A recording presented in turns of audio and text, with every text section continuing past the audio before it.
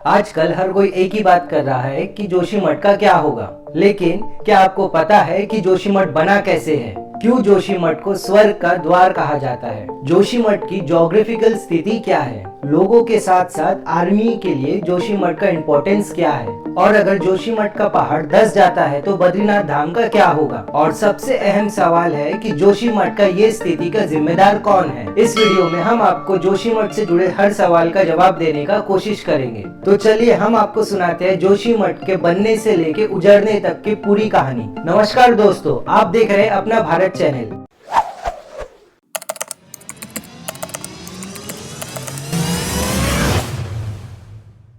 ज्योतिर्मठ से जोशीमठ बनने की यात्रा बहुत लंबी है। जोशीमठ सिर्फ एक जगह ही नहीं, सनातन धर्म से जुड़ा एक प्रतीक है। आदि शंकराचार्य से भी शताब्दियों पूर्व पहले से पौराणिक कथाओं में जोशीमठ का उल्लेख मिलता है। कहा जाता है कि जब भगवान विष्णु ने प्रहलाद की पुकार पर नरसिंह अवतार लिया और हिरण्यकश्यप का वध किया, तब भी उनका गुस्सा शांत नहीं हो रहा था। तब भगवान नरसिंह को शांत करने के लिए प्रहलाद ने जप किया और भगवान नरसिंह शांत रूप में जोशीमठ में विराजमान हुए। जोशीमठ में भगवान नरसिंह का मंदिर है और भगवान बद्री विशाल सर्दियों में बद्रीनाथ धाम छोड़कर जोशीमठ के इसी मंदिर में निवास करते हैं। जोशीमठ को आदि गुरु शंकराचार्य की वजह से भी जाना जाता है। 8वीं सदी में शंकराचार्य जी ने जोशीमठ में तपस्या की थी और भारत में बने 4 मठों में से सबसे पहला मठ उन्होंने यहीं पे स्थापित किया था। इस जगह को तब ज्योतिर्मठ कहा जाता था, जो बाद में जोशीमठ कहलाया गया। जोशीमठ के नरसिंह मंदिर के बारे में कहा जाता है कि यहाँ विराजमान भगवान नरसिंह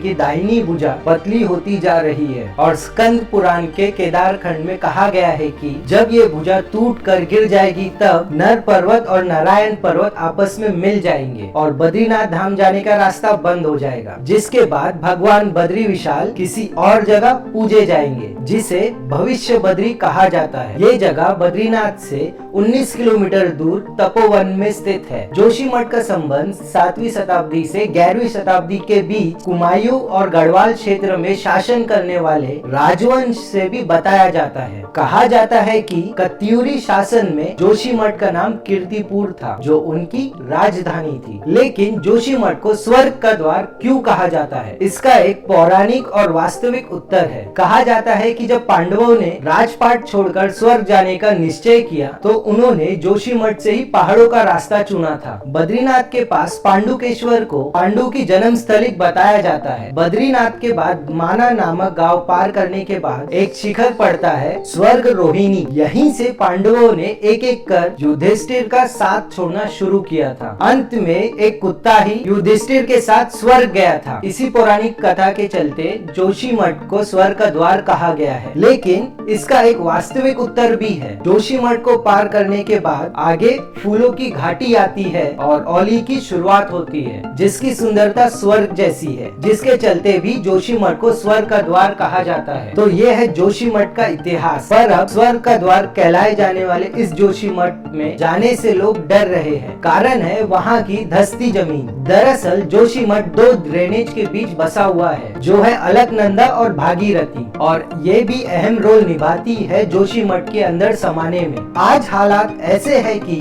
उत्तराखंड के जोशीमठ के जमीन में दरार आने की वजह से करीब 600 से ज्यादा घर तबाही के कगार पर खड़े हैं। डेंजर जोन में आने वाले इन घर के लोगों को वहां से निकल जाने के लिए कहा गया है और उन घरों पर लाल निशान लगाए जा रहे हैं। लेकिन ये जोशीमठ में पहली घटना नहीं है। अगर आपको याद हो तो फरवरी 2021 में ग्लेशियर टूटने की वजह से चमोली में मौजूद एनटीपीसी के प्लांट में बड़ी तबाही हो गई थी। दर्जनों लोगों की जान गई थी। स्थानीय लोग कहते हैं कि उसी एनटीपीसी की under construction Vishnugarh hydro electric project इसकी जिम्मेदार है। इस सवाल पर एनटीपीसी ने सफाई दी है कि ये दरार सुरंग की वजह से नहीं पड़ी है। लेकिन ये जग जाहिर है कि एक बयान से एनटीपीसी इतने बड़े हादसे से अपना पल्ला नहीं झाड़ सकता। अब बात करते हैं दरारों के साइंटिफिक कारणों के बारे में। तो एक्सपर्ट्स के मुताबिक जो जोशीमठ बसा हुआ है वो लूज अनकंसोलिडेटेड मटेरियल पे बना हुआ है, यानी कि यहाँ पर किसी समय ग्लेशियर रहा होगा और उसी पर जोशीमठ की स्थापना हुई है। साफ बात है कि इसकी जमीन इतनी मजबूत नहीं है कि ये ज्यादा वजन उठा सके, और ये भी एक वजह है जिसके कारण जोशीमठ में ऊपर का मलबा अब धीरे धीरे नीचे धंस रहा है। इसके अलावा अलकनंदा और धौली गंगा दोनों ही नदियां जोशीमठ शहर के नीचे की मिट्टी का लगातार कटान कर रही है। इसके साथ ही लैंडस्लाइडिंग के मामले में भी ये एरिया ज्यादा सेंसिटिव है। हालांकि ये शहर में ड्रेनेज सिस्टम ना होने की वजह से ये दिक्कतें सामने आई है। बता दें कि हाल ही में आर्काइव सैटेलाइट की पिक्चर से ये कंक्लूजन निकला है कि जोशीमठ हर साल 85 mm की रफ्तार से धंस रहा है। इसका मतलब ये भी है कि कोई भूस्खलन का असर नहीं है, जो कि बहुत ही ज्यादा यानी कि अलार्मिंग सिग्नल है। सबसे ज्यादा दुख की बात ये है कि भूवैज्ञानिक मानते हैं कि अब इन दरारों को भर पाना लगभग असंभव है। एक पूरा शहर तबाह होने की दिशा में बढ़ चुका है। एक्सपर्ट्स और भूवैज्ञानिकों की माने तो जोशीमठ के धंसते हुए हिस्से को बचाया नहीं जा सकता। मतलब साफ है कि अब स्थिति भयावह हो चुकी है। मकान दुकान तो छोड़ दीजिए, अब हजारों लोगों की जिंदगी खतरे में है। देर हो चुकी है मगर अब प्रशासन हरकत में है। एक समृद्ध विरासत, धर्म और पर्यटन का शहर जहां जमीन के नीचे धूल धीरे धीरे गुबार का शक्ल ले रही है। वक्त रहते अगर ठोस कदम नहीं उठाए गए तो किस्से कहानियों में ही जोशीमठ रह जाएगा। तो दोस्तों आज के लिए बस इतना ही। मिलते हैं अगले वीडियो में। धन्यवाद। जय हिंद, जय भारत।